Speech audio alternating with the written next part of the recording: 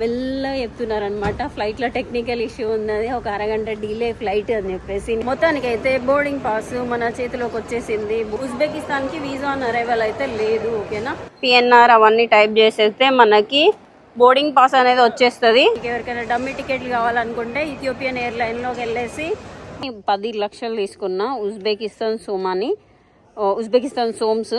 ఇదిగో ఇలా ఉంది కదా, ఎగ్జాక్ట్గా ఎయిర్పోర్ట్ ఆపోజిట్లో ఇలాంటి బస్సెస్ ఉంటాయి.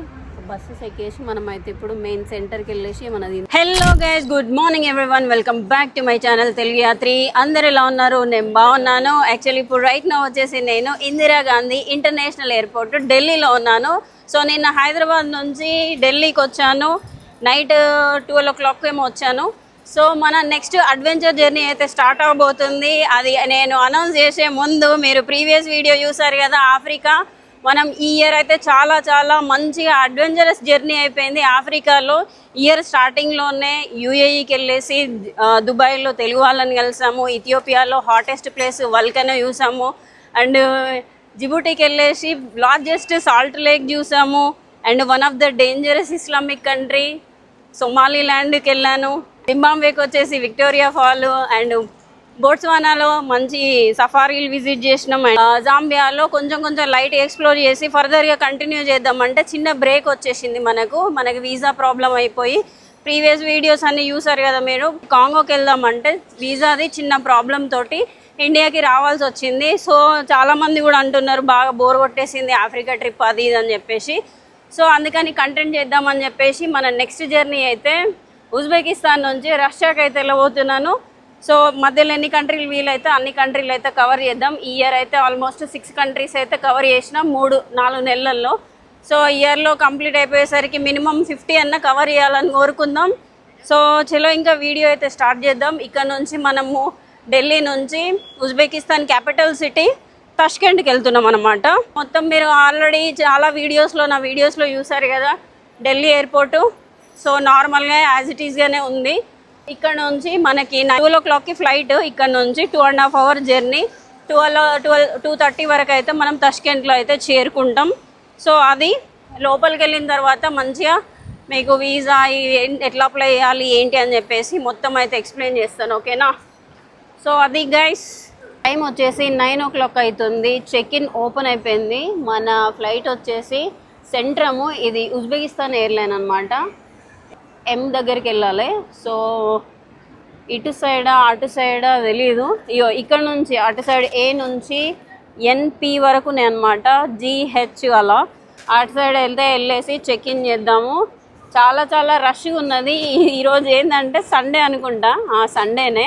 సండే కాబట్టి చాలామంది ఉన్నారు, వెకేషన్ వెళ్తారు కాబట్టి. ఇక్కడ మీకు యాక్చువల్గా చాలా ప్రీవియస్ వీడియోలో చెప్దాం అనుకున్నా, మర్చిపోయినా. మన హైదరాబాద్ ఎయిర్పోర్ట్లో ఇంకా కొన్ని ఎయిర్పోర్ట్స్లో మనకి కనిపిస్తున్నాయి కదా సెల్ఫ్ చెక్ ఇన్ కౌంటర్లు, చూస్తున్నారా? సో ఇది ఇంటర్నేషనల్ కదా, డొమెస్టిక్ ఇంటర్నేషనల్లో 2 దగ్గర కనిపిస్తాయి అనమాట ఈ కౌంటర్లో. చూస్తున్నారా? ఇలాంటి ఒక మిషన్స్. మనం ఏం చేయాలంటే ఇందులో ఏం లేదు, మన ఏది ఎయిర్లైన్ అయితే ఆ ఎయిర్లైన్ టైప్ చేసేసి పిఎన్ఆర్ ఇచ్చేసిన తర్వాత ఇక్కడ మన పాస్పోర్ట్ స్కాన్ చేయమని అడుగుతుంది. అడిగిన తర్వాత మనకి బోర్డింగ్ పాస్ వచ్చేస్తుంది. ఒకవేళ లగేజ్ ఉంటే ఆ ట్యాక్స్ కూడా వచ్చేస్తాయి. సో మనము టైం వేస్ట్ చేయని అవసరం లేదు. అక్కడికి వెళ్ళేసి అదంతా ప్రాసెస్ లేకుండా ఇక్కడ ఒక 6 కౌంటర్స్ ఉన్నాయి, 6 మిషన్స్ అట్లా అక్కడక్కడ అలా ఉన్నాయి. సో ఎవరైనా వస్తే మాత్రం దీన్ని యూజ్ చేసుకోండి. ఓకేనా? Self check in counters. Boarding pass మన చేతిలోకి వచ్చేసింది. బోర్డింగ్ పాస్ ఇచ్చేటప్పుడు చాలా క్వశ్చన్స్ వేసారు అనమాట. ఉజ్బెకిస్తాన్కి ఎందుకు వెళ్తున్నావు, ఏంటి, ఇంకా ఎన్ని రోజులు ఉంటావు, హోటల్ బుకింగ్స్, రిటర్న్ టికెట్ అన్నీ అడిగారు. సో నా దగ్గర మీకు ఆల్రెడీ ప్రీవియస్గా కొన్ని వీడియోలలో చెప్పాను. మీకు ఎవరికైనా డమ్మీ టికెట్లు కావాలనుకుంటే ఇథియోపియన్ ఎయిర్లైన్లోకి వెళ్ళేసి మామూలుగా ఏదైనా డేట్ ఫిక్స్ చేసుకొని రిటర్న్ టికెట్ బుక్ చేసుకోవచ్చు. కాకపోతే ఇక్కడ యూజువల్గా ఆ కంట్రీ నుంచే ఎగ్జిట్ అడగలేదు. ఏ కంట్రీ నుంచి అయినా నేను ఇట్లా ట్రావెలర్ని అది ఇదని చెప్పిన, సరే ఏం కాదు పర్లేదు. కాకపోతే ట్రిప్ ఎండ్ అయ్యే కంట్రీ వచ్చేసి ఇండియా అని చెప్పారు. అప్పటికప్పుడే టికెట్ బుక్ చేసుకున్నా. సో అయిపోయిన తర్వాత ఇమిగ్రేషన్ దగ్గరికి వెళ్తే నా పాస్పోర్ట్ మొత్తం 10 సార్లు చెక్ చేసి ఎక్కడికి వెళ్తున్నావు ఏంటి అని చెప్పేసి అడిగి స్టాంప్ వేసేసారు. సో ఈ ఇమిగ్రేషన్ బోర్డింగ్ పాస్ పరిస్థితి అయితే ఇది. వీసా వచ్చేసి మనకి $30 ఫ్రెండ్, $30 ఒక 1 వీక్ నుంచి 5 days టు 1 week మధ్యలో వచ్చేస్తుంది. అందులో కూడా రిటర్న్ టికెట్స్ ఇవన్నీ ఏమి ఉండవు, just normal basic information fill చేసేసి $30 పే చేస్తే అయిపోతుంది. 4-5 daysలలో మనకు వీసా అయితే వచ్చేస్తుంది. ఉజ్బెకిస్తాన్కి వీసా ఆన్ అరైవల్ అయితే లేదు, ఓకేనా.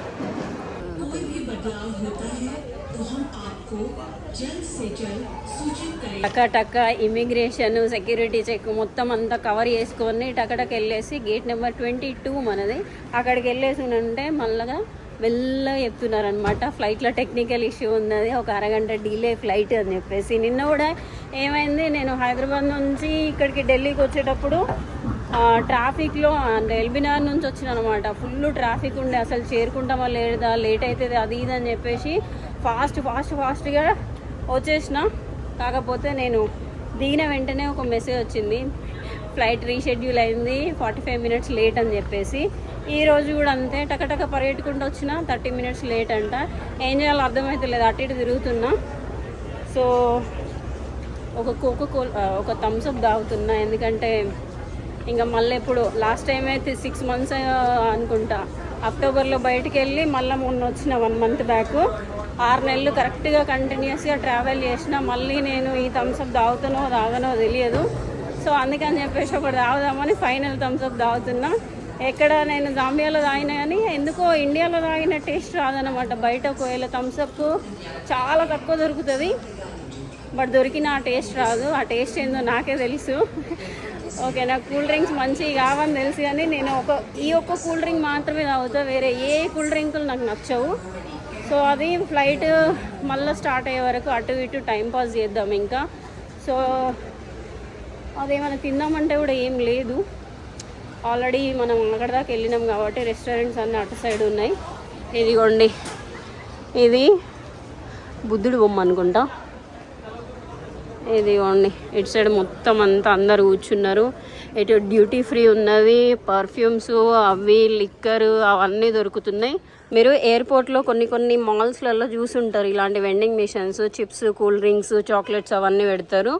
సో ఈ బ్రదరు ఫిల్ చేస్తున్నారు అనమాట. ఇటు సైడ్ ఏమో స్టాక్ ఉంది, ఇది చూస్తున్నారా, ఇటు సైడ్ స్టాక్ ఉంది, అటు సైడ్ ఫిల్ చేస్తున్నారు. ఎలా అంటే ఒక అప్లికేషన్ ఉందన్నమాట, ఈ లోపల మనకి డిస్ప్లేలో కనిపిస్తుంది కదా, డిస్ప్లేలో అవన్నీ ఫిల్ చేస్తారు.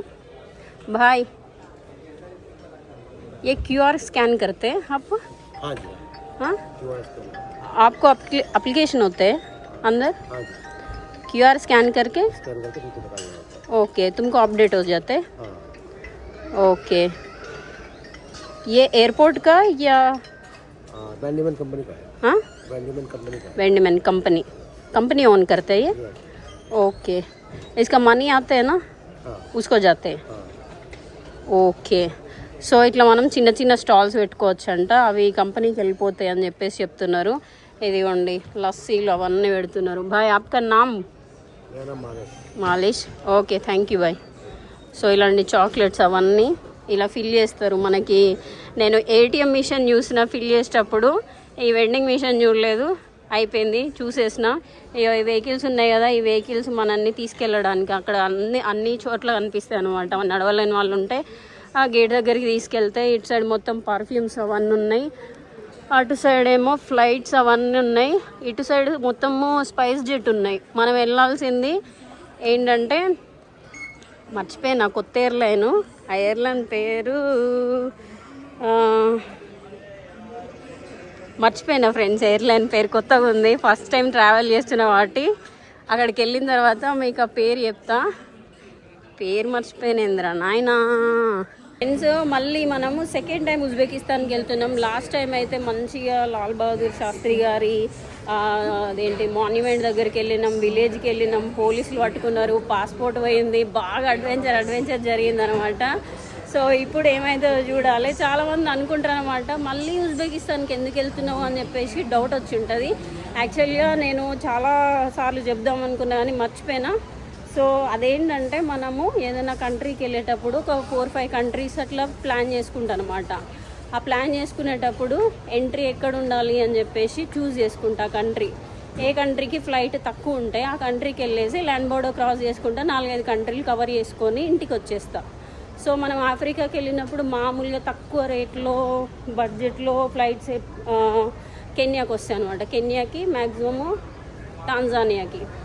కెన్యాకి మాత్రం ఒక 17,000-18,000కి వచ్చేస్తుంది ఒక 1 మంత్ ముందర బుక్ చేసుకుంటే. సో అందుకని కెన్యాలో ఎంటర్ అయిపోయి మెల్ల క్రాస్ చేసుకోవచ్చు. అదే సౌత్ ఆఫ్రికాకి వెళ్ళినప్పుడు సౌత్ పార్ట్ ఆఫ్ ఆఫ్రికాకి వెళ్ళినప్పుడు ఏంటి 20,000లో వచ్చేస్తుంది అనమాట south Africa direct flights. So అట్లా ఆ కంట్రీని చూస్ చేసుకొని అట్లా ట్రావెల్ చేస్తా. అందుకనే రిపీటెడ్ అవుతూ ఉంటాయి అనమాట. అందుకే కెన్యా 3 times, ఇప్పుడు ఉజ్బెకిస్తాన్ 2 times, మనము సౌత్ ఈస్ట్ ఏషియాకి వెళ్తే థాయిలాండ్కి తక్కువ ఫ్లైట్స్ ఉంటాయి. అట్లా రిపీట్ అవుతూ ఉంటాయి. సో అది మళ్ళీ రిపీట్ అవ్వడానికి రీజన్ అదే. Boarding pass? Yeah.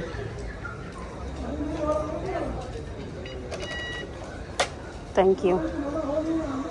So guys boarding pass అయిపోయింది. మన ఫ్లైట్ అయితే వెయిట్ చేస్తుంది. సెంట్రమ్ అని చెప్పేసి కొత్త ఫ్లైట్. ఇదిగోండి చాలా చిన్న ఫ్లైట్ వెయిట్ చేస్తుంది మన కోసం. అటు సైడ్ ఎయిర్ ఇండియా ఉన్నది. నేను హైదరాబాద్ నుంచి వచ్చేటప్పుడు ఎయిర్ ఇండియాలోనే వచ్చిన. సో మేబీ అదే ఫ్లైట్ అనుకుంటా. ఇటు నుంచి కిందికి వెళ్ళిపోవాలి.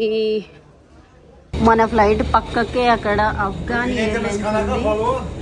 సో అఫ్ఘానీ ఎయిర్లైన్ ఇటు సైడ్ ఏమో ఎయిర్ ఇండియా, ఇదేమో మనం ఎక్కే ఫ్లైట్. ఇక్కడ మనకి చాలా మంది వీల్ చైర్ మీదనే ఫ్లైట్లోకి ఎక్కుతున్నారు. ఎందుకంటే మనకి ఉజ్బెకిస్తాన్ నుంచి, తజికిస్తాన్, ఆఫ్ఘనిస్తాన్ నుంచి మెడికల్ టూరిజం బాగా జరుగుతుంది అనమాట. చాలామంది వచ్చేసి ఇక్కడ మెడికల్ ట్రీట్మెంట్ అయితే తీసుకుంటారు. వేరే కంట్రీ తోటి కంపేర్ చేస్తే మన ఇండియాలో మెడికల్ ఎక్స్పెన్సెస్ అనేవి చాలా తక్కువ అవుతాయి అని చెప్పేసి వాళ్ళు ఇక్కడికి వచ్చేసి సర్జరీలు కానీ అవి కానీ చేసుకొని వెళ్తారనమాట. సో ఆల్మోస్ట్ చాలామంది సగానికి సగం మంది వీల్ చైర్ మీదనే వచ్చారనమాట ఫ్లైట్ లోపలికి. ఇది చాలా చిన్న ఫ్లైట్ చూస్తున్నారు కదా ఫ్రెండ్స్, చాలా చిన్న ఫ్లైట్. ఫస్ట్ వాళ్ళని ఎక్కించిన తర్వాతనే మమ్మల్ని పిలిచారనమాట. సో సగం ఫ్లైట్ వాళ్ళు వీల్ చైర్ పీపులే. అటు సైడ్ ఆఫ్ఘనిస్తాన్ ఫ్లైట్ ఉందని చెప్పాను కదా, అది ఇగోండి అక్కడ మొత్తం సామాన్లు ఇండియా నుంచి తీసుకెళ్తున్నారు. అవన్నీ నాకు తెలిసి మెడిసిన్సా మరేంటో తెలియదు, ఫ్లైట్ లోపలికి ఎక్కిచ్చేస్తున్నారు. అది ఇగోండి మెడిసిన్స్ లాగానే కనిపిస్తున్నాయి. అవన్నీ కింద ఎక్కిస్తున్నారు. మన ఫ్లైట్లో అనౌన్స్మెంట్ అవుతుంది. ఒక ఫ్లైట్ ఏమో పైకి ఎక్కింది వెళ్ళిపోతుంది. ఎయిర్ ఇండియా పక్కనుంది. అయ్యో దాదాపు చాలా మంది ఎక్కేసారు. బోర్డింగ్ పాస్ తీసుకునేటప్పుడు నాకు విండో సీట్ ఇవ్వను అని రిక్వెస్ట్ చేసిన, అందుకని చెప్పేసి విండో సీట్ ఇచ్చింది. సో మనం వెళ్ళేటప్పుడు పాకిస్తాన్ కనిపిస్తుంది అనమాట. మనం పాకిస్తాన్ మీద నుంచే ఉజ్బెకిస్తాన్కి వెళ్తాం. సో వీళ్ళైతే చూద్దాం, మనం ఎట్లా డైరెక్ట్ పాకిస్తాన్ అయితే చూడలేము కదా, పైనుంచి చూద్దాం. Okay, so almost full occupancy అనమాట ఫ్లైట్లో. మొత్తం అందరు ఎక్కేశారు. చూస్తున్నారా, ఇదిగోండి అందరు ఎక్కేసారు. ఇంకొక 5 to 10 minutesలో స్టార్ట్ అయిపోతుంది. ఎందుకంటే ఇక ఆల్మోస్ట్ 40 minutes అయితే లేట్ అయిపోయింది. 40-45 minutes లేట్ అయిపోయింది. సో చూడాలి. యాక్చువల్గా నేను హోటల్ అలాంటి ఏం బుక్ చేసుకోలేదు. సో లాస్ట్ టైం వచ్చినప్పుడు నేను నైట్ ఫ్లైట్ బుక్ చేసుకున్నా. నైట్ ఎప్పటికీ 11:30కి ఏమో రీచ్ అయినా. బట్ కాకపోతే హోటల్స్ ఏమి దొరకలేదు. మొత్తం అంతా ఆగం అయిందనమాట. అందుకని చెప్పేసి ఇప్పుడు పొద్దుట ఫ్లైట్ బుక్ చేసుకున్నా. సో మనకి హోటల్ చెక్-ఇన్ రష్యాలో కానీ ఉజ్బెకిస్తాన్లో, కజాక్లో రాత్రి చెక్-ఇన్స్ ఉండవు అనమాట. సో ఇదైతే గుర్తు పెట్టుకోండి, మళ్ళీ నన్ను అయితే అనద్దు. ఒకవేళ రాత్రి ఫ్లైట్ చీప్ ఫ్లైట్ వచ్చింది అనుకోండి, అక్కడే ఎయిర్పోర్ట్లో కొద్దిసేపు టైంపాస్ చేసి మార్నింగ్ 9-10 వరకు అయితే రీచ్ అయితే 11 o'clockకి 12 o'clockకి చెక్-ఇన్ ఉంటుంది, చెక్-ఇన్ చేసుకోవచ్చు. సో అది డే వేస్ట్ అయిపోతుంది అని ఇంకా మనం ఏం చేయలేము. ఫ్లైట్ 12 o'clockకి టేక్ ఆఫ్ అవ్వాల్సింది, 1:31 అవుతుంది. సో ఇదిగోండి రన్వే మీదకి వచ్చేసింది. ఇంకొక 5 minutes అయితే ఫ్లై అయిపోతుంది. ఆల్మోస్ట్ గంటన్నర లేట్ అన్నమాట ఫ్లైట్.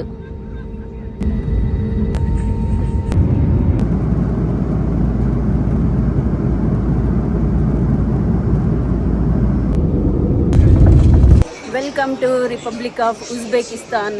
ఫ్లైట్ మళ్ళీ లేట్ అయిపోయి దాదాపు ఒక 2 గంటలు లేట్ అయిపోయింది. సో వచ్చేసినాము. స్టాంప్ ఇమిగ్రేషన్ అంతా క్లియర్ అయిపోయింది, ఏమి క్వశ్చన్స్ అడగలేదు. ఆల్రెడీ మనం వీసా తీసుకున్నాం కాబట్టి వీసా చూసేసి స్టాంప్ వేసేసారు. ఇప్పుడు మన లగేజ్ తీసుకోవాలి.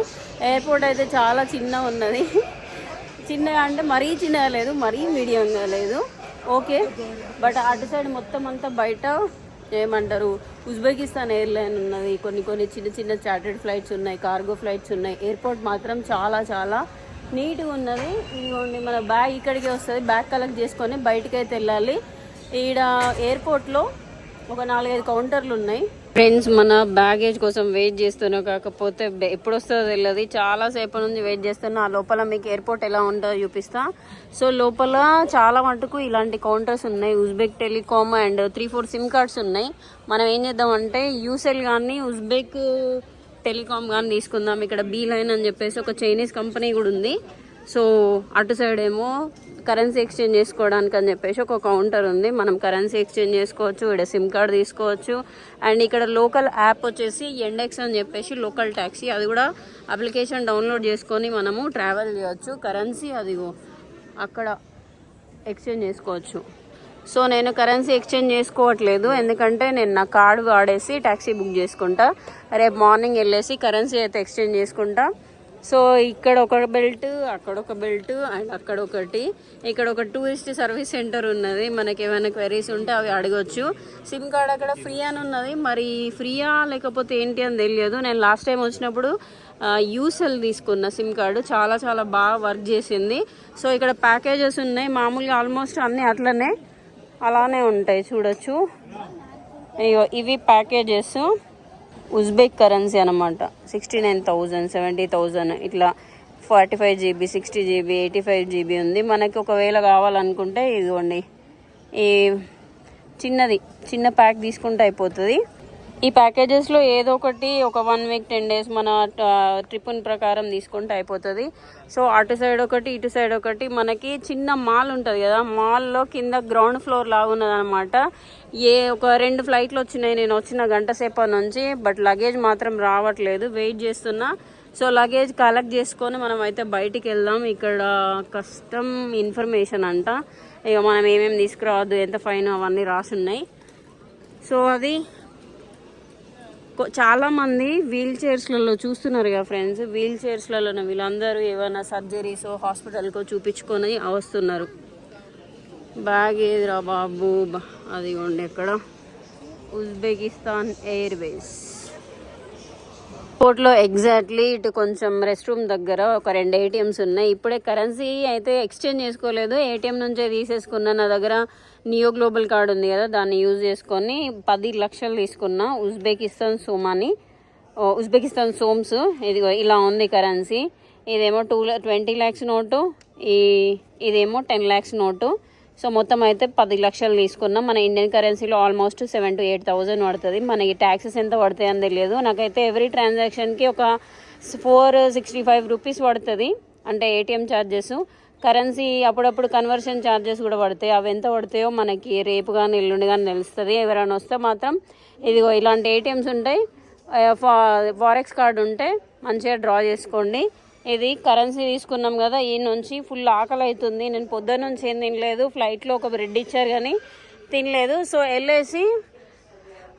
బయటికి వెళ్ళేసి మనము ఏమన్నా తిన్నాము. ఫస్ట్ ఆఫ్ ఆల్ నేను హాస్టల్ చెక్-ఇన్ అయ్యే కంటే ముందు ఏమైనా తినాలి.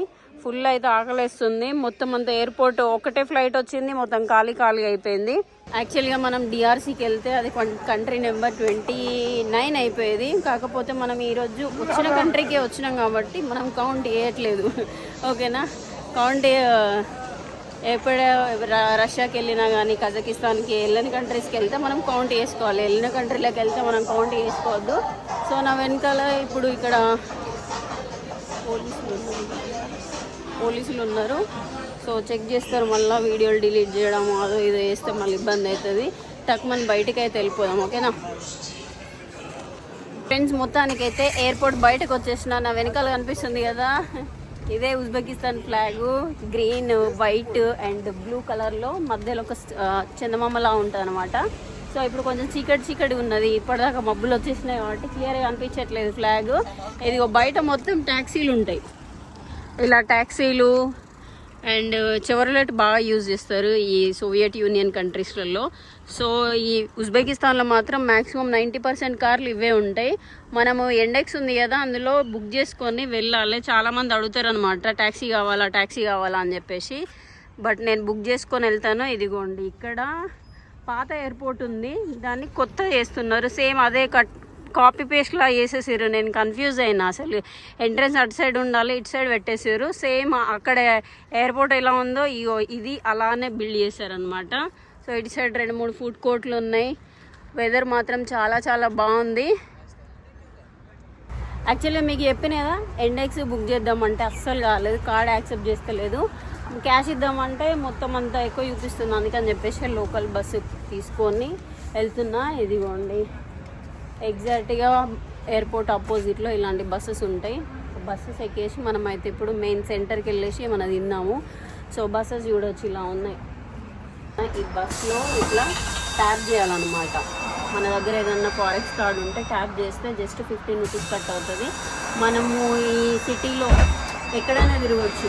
ఒకసారి ఎక్కి దిగితే మాత్రము ఎన్ని స్టాప్స్ అయినా పర్లేదు, ఎక్కడైనా ఎక్కొచ్చు, ఎక్కడైనా దిగొచ్చు. కానీ ప్రతి 1 టైంకి 15 రూపీస్ అయితే ఛార్జ్ చేస్తారు అంతే. మన ఇండియన్ కరెన్సీలో చాలా తక్కువ పబ్లిక్ ట్రాన్స్పోర్ట్.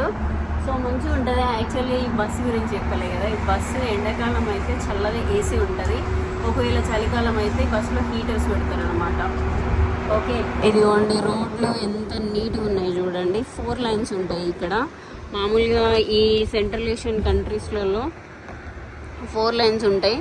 రోడ్లు చాలా బాగా నీట్గా మెయింటైన్ చేస్తారు. అది అక్కడ ఉంది కదా మనం ఎక్కిన బస్సు, అలాంటిది. ఇవన్నీ లోకల్ ట్రాన్స్పోర్ట్ అనమాట. ట్యాక్సీలు అయితే మనకి చాలా ఛార్జ్ చేస్తారు. కొంచెం టైం ఉంటే మాత్రం లోకల్ ట్రాన్స్పోర్ట్ ప్రిఫర్ చేయడం బెటరు. అదైతే మంచిగా చూసుకుంటూ ఎంజాయ్ చేసుకుంటూ మంచిగా వెళ్ళొచ్చు అనమాట.